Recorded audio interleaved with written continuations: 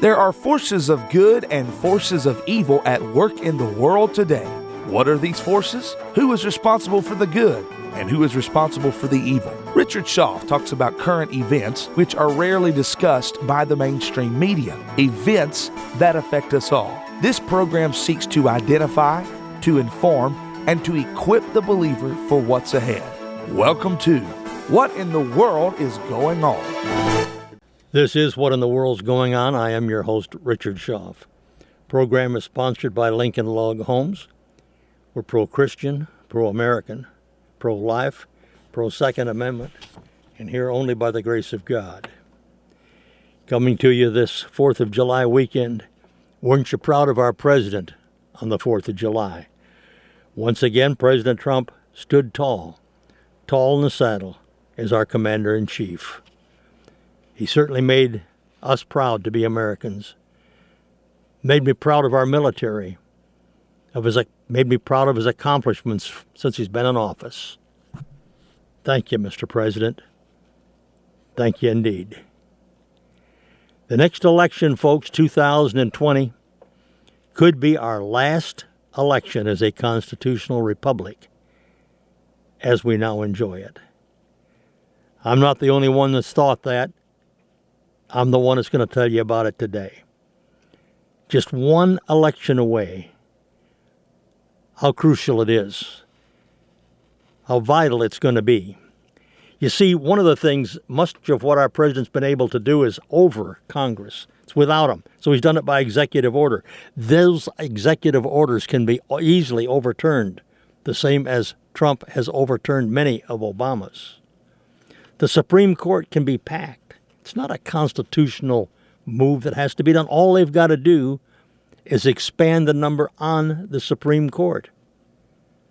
That number is not a fixed number. You give the Dems the control of the Senate, and those appointments can be expanded, and you're not going to like the choice that's going to be put on there. This is a very crucial time in our history. The enemies of America within must be taken down, or America as a nation will become a dead walking country. The unfolding tyranny is going to have to be stopped for all of humanity. I'm going to give you some proof right here that big tech and the Democrat Party have become the biggest enemies that America faces. A lot of this is pointed out in All News Pipeline by Stephen Stanford. In this incredibly important story over at the Chicks on the Right website, which the Liberty Daily had linked on to the other day, titled, "Verdict is in. If a Democrat wins the White House, America ceases to be America," end quote. There, the author perfectly lays out for us why President Trump just must win in 2020 or America's done. None of the Democratic presidential candidates care one bit about America's sovereignty, with each of them admitting they'd happily give free health care to illegal immigrants, all those that come into our country. At the same time, they announced that the southern border should remain wide open for anyone to come in. Bring them all in. Anybody that wants to come in, let them come in, and we'll give them free health care. While President Trump immediately pounced on their collective gaffe, he tweeted, and I'm going to quote, "All Democrats just raised their hands for giving millions of illegal aliens unlimited health care. How about taking care of the American citizens first? Amen, Mr. President." He continued, "That's the end of the race." Let's hope it is, folks. Let's hope it is.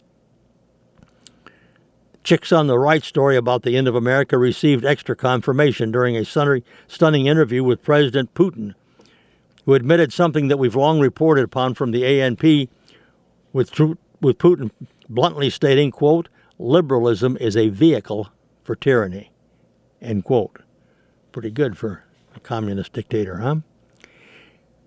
Seen perfectly in all of the recent stories all across the internet of liberal, quote, big tech, censoring Christians, conservatives, conspiracy theorists, and anybody else not pushing the Democrat Party line, Americans got shocking confirmation last week that these same tyrants will do anything within their power to ensure a Democrat candidate is elected in 2020.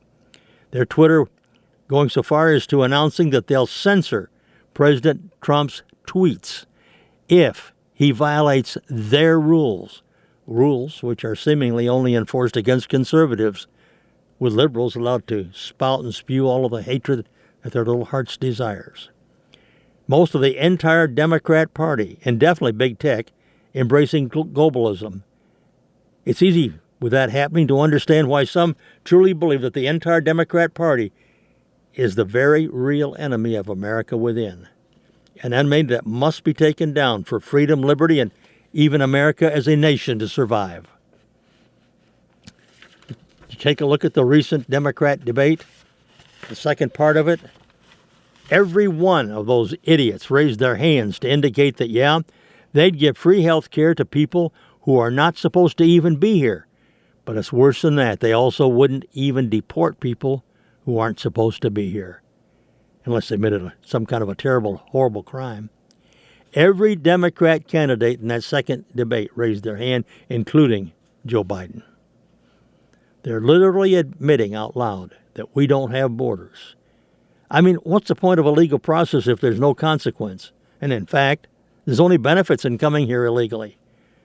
These jackholes don't get to wonder any longer why there's a humanitarian crisis at the border. They just sent out engraved invitations to every single person in the universe who's ever wanted to come here just to come on over. No need to follow a process, no need to have documentation, no regard for American citizens. You see, the Democrats right there prove beyond a shadow of a doubt that they do not care about America. And you know what the worst part was? The sheep cheered them on. All of these people are terrible for America, without exception. It's because none of them actually like America. If they did, they'd care something about our sovereignty. But you see, they don't. And that's why Trump has to win again. While the headlines were plastered this week all over the Drudge Report and within the independent media about the report out by Project Veritas, proving that Google will stoop to nothing to make sure Donald Trump is not reelected in 2020, nobody paying attention would be the least bit surprised that all the big tech rolls up together to try to shut down the Project Veritas. They wanted to shut that story down. And even less surprised that it didn't receive a peep of attention from the totally complicit mainstream media. Those that are treasonous in nearly every word they say. And as we see in the news story from InfoWars, Twitter is now preparing to ensure that the results of the 2020 U.S. election go to the Democrats by censoring President Trump. Twitter has declared that it will limit the reach of President Trump's tweets ahead of the 2020 election as campaigning amps up.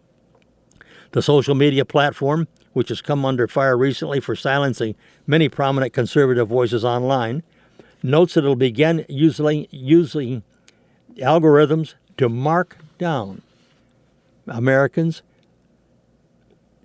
as Americans camp up, as they arm up, and as they prepare to defend themselves.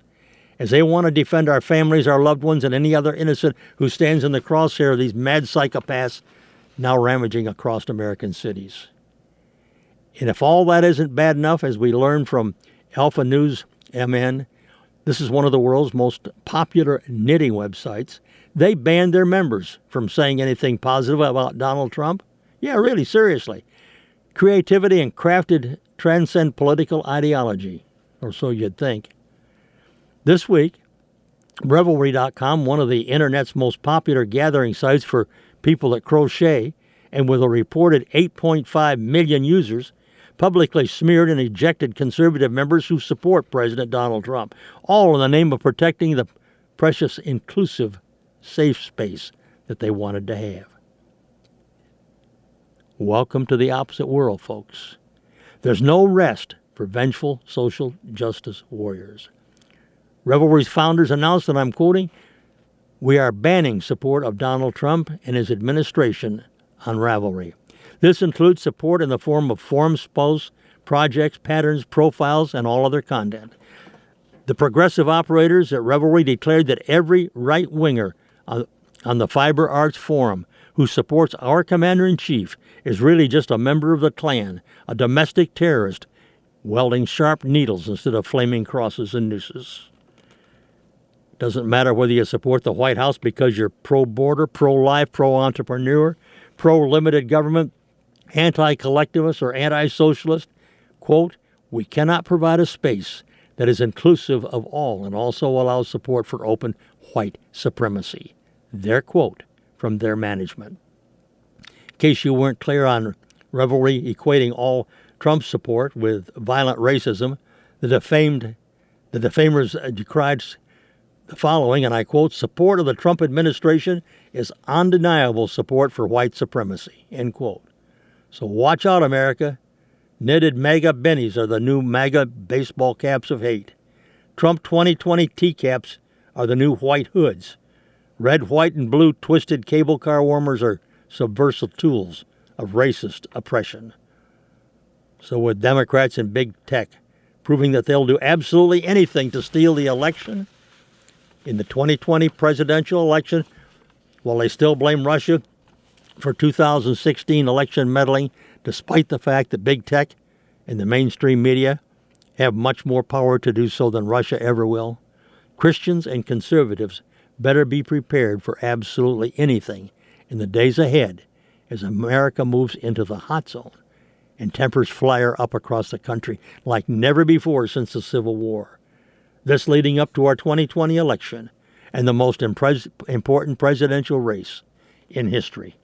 And you can take that to the bank, folks. In a related follow-up, say goodbye to the 50 states. Get ready for FEMA. FEMA in place of the states? Yeah, these will be regions for the North American Union. Watch it. Listen to what I've got here. The infamous agenda for the North American Union is taking shape, and the plan to do away with the 50 states and create FEMA regions is happening right now, right before your eyes.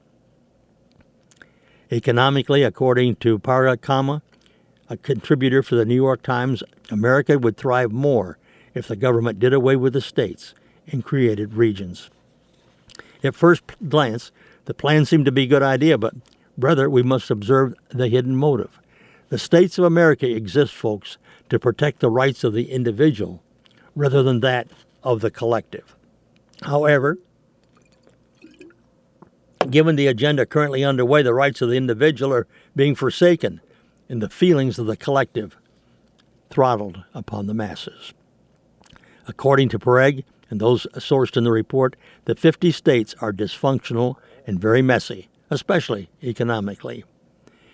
With America continuing on the downturn of leading the world in innovation, it becomes increasingly more evident that the U.S. is failing.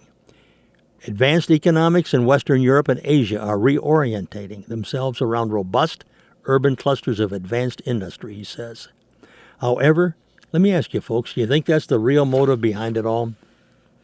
You know, the plan of the New World Order to me is very clear. A centralized worldly government where there are no borders and only a ruling class of elites who run the world. Placing that as another boundary line for the end times. Using the discontinuation of the 50 states paints a clear picture that America is preparing itself for the New World Order.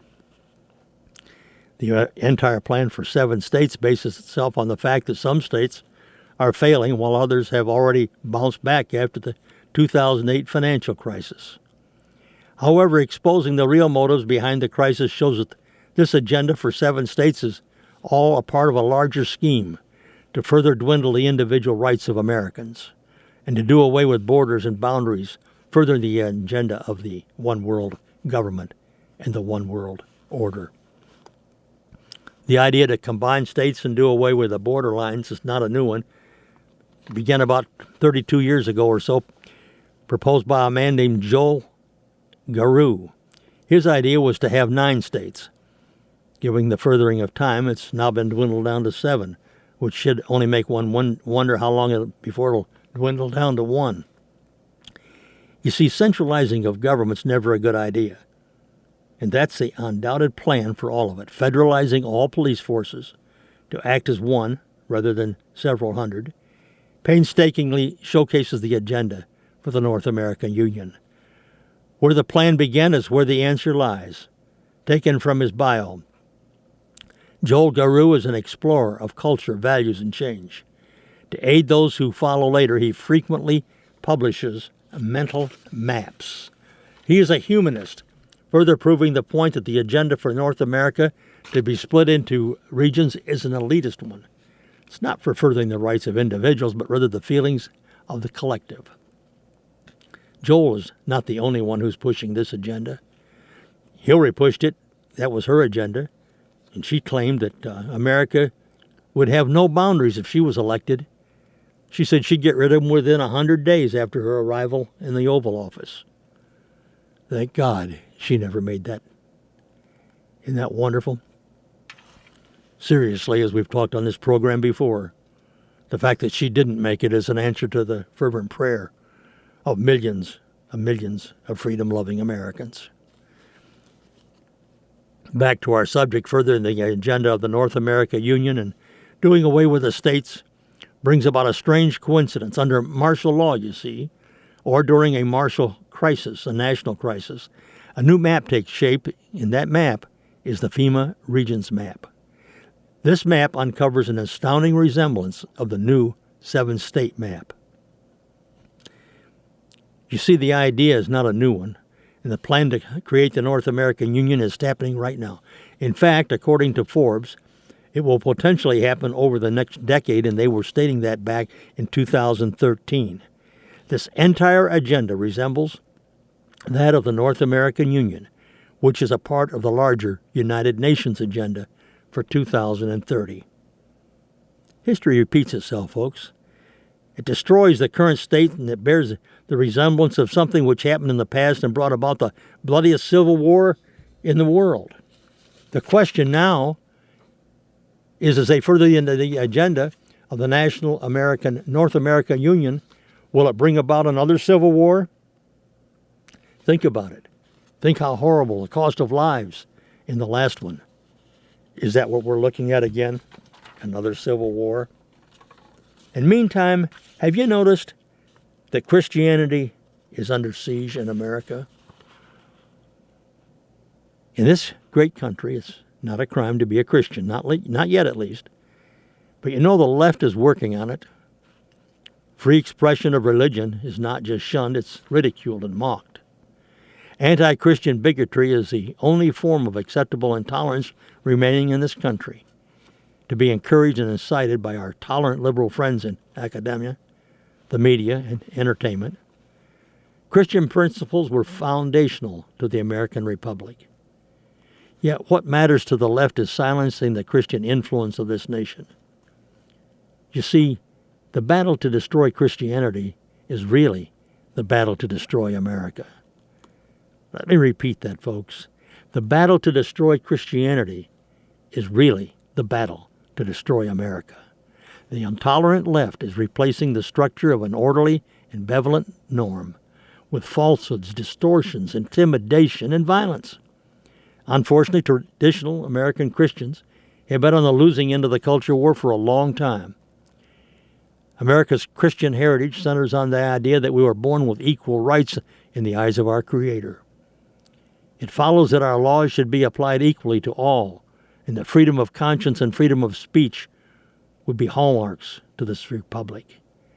In view of those beliefs and the different denominations living side by side, it meant that in America there'd be no institution or government mediator between the individual and the individual's God. The vigorous new secularism in recent years, however, has propelled ridicule of Christianity into the mainstream of acceptable behavior. It's become part of the larger pulp culture. This pop culture today is Bible bashing and Christian mocking. It's a favorite pastime on television, movies, and on the social media, complete with ugly insults and death wishes. You know, Christians believe in the sanctity of life. We believe in free will, and the flawed nature of humanity are, in principle, bulwarks against a descent into barbarianism. That's what progressives promise us. To the degree that Christians speak up for biblical virtue and sexual purity, and to the degree they preach the gospel as a one true way to God, they're scorned and we're ridiculed.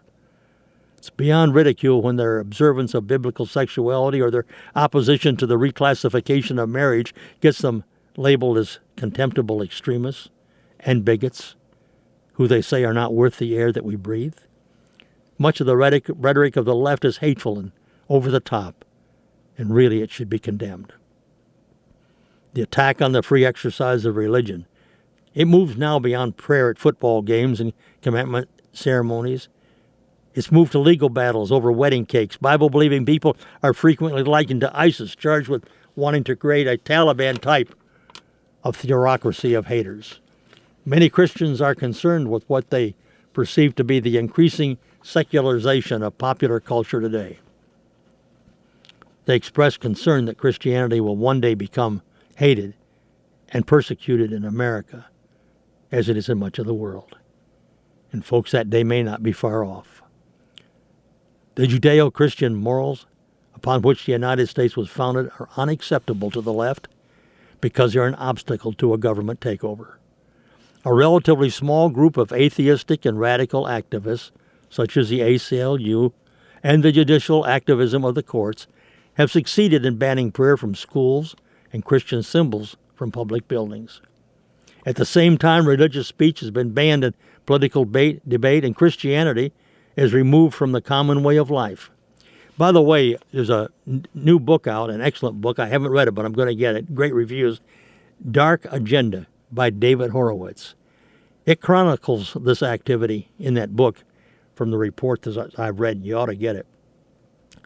The dual First Amendment clause of no establishment of religion and the free exercise thereof have been the basis of American identity since our founding. Historically, these two principles have not been a partisan issue. 2/3 of America agree that there should be a strict separation of church and state, and about the same number say they're concerned about protecting religious liberty. Unfortunately, it's now become a partisan issue. The left's goal, the goal of the left, is to replace religious faith with a progressive socialist agenda as the ruling norm in their new world order. Folks, this is a cultural war, plain and simple. The effect is cascading beyond America. This, plus the relentless advance of radical Islam, has made Christianity the most persecuted religion in the world. Our Christian founders made religious freedom of conscience the underpinning of all of our American freedoms. In doing so, Christians have provided a great gift to all Americans as well as to people all over the world whose freedoms have been defended. The message of the cross is foolishness to the world, and so Christians tend to be mistreated. But good news, folks. Throughout history, Christians have been their most vibrant when under persecution. Study your history and you'll see it. Overall, Christians in America are handling the cultural onslaught of mockery and ridicule surprisingly well. New research published by scholars at Harvard University and Indiana University, Bloomington, reveal that the percentage of Americans who attend church more than once a week, those that pray daily and accept the Bible as meaningful to their lives, that this has remained constant, these numbers, for the past 50 years or so. However, there has been a growing gulf between faithful Christians and the so-called, quote, social Christians, preaching the social gospel, you know. Mainstream churches have a theological, liberal, and watered-down gospel message, and they're losing members of their congregation. Those churches that unabashedly teach the Bible with seriousness, with calls for discipleship and intimacy with God, those churches are growing. Americans are moving away from the lukewarm and toward substantive Christianity. And this trend shows no sign of slowing down. The hostility against believers is reaching a watershed, folks, and things could get even uglier in the time ahead. It probably will. The faithful believe that God is in control, and that's a great comfort for us. The great irony is that liberals tell them to coexist, when liberals are completely incapable of doing just that. You know, if leftists don't like Christians, that's just too bad. They're going to have to learn to be more tolerant, aren't they? And while on the subject, those that are crossing our borders illegally and then earning office and speaking against us, why don't they pack up and go back where they came from? Closing, I'd like to share something with you that I received a couple of months ago. Billy Graham's son Franklin, telling the sad truth, never said better. Franklin Graham speaking. Time is like a river. You cannot touch the water twice because the flow that's passed will never pass again. Franklin Graham was speaking at the First Baptist Church in Jacksonville, Florida, when he said America will not come back. He wrote, and I quote, "The American dream ended on November 6, 2012. The second term of Barack Obama has been the final nail in the coffin for the legacy of the white Christian males, those that discovered, explored, pioneered, settled, and developed the greatest republic in the history of mankind. A coalition of black, Latinos, feminists, gays, government workers, union members, environmental extremists, the media, Hollywood, uninformed young people, the forever needy, the chronically unemployed, illegal aliens, and other fellow travelers, those combined have ended Norman Rockwell's America. You will never again outvote these people. It'll take individual acts of defiance and massive displays of civil disobedience to get back the rights we have allowed them to take away from us. It'll take zealots, not moderates, not shy people, not reach across the aisle rhinos. Those will not be the ones that right this ship and restore our beloved public to its former status. People like me, Franklin notes, are completely politically irrelevant, and I'll probably never be able to again legally comment on or concern myself with the aforementioned coalition which has surrendered our culture, our heritage, and our traditions without even one shot being fired. You see, the Cocker Spaniel is off the front porch. The pit bull is in the backyard. The American Constitution has been replaced with Saul Alinsky's Rules for Radicals and the likes of Chicago shyster David Axelrod, along with international socialist George Soros. Those have been pulling the strings on their beige puppet and have brought about us Act Two of the New World Order. The curtain will come down, but the damage has been done.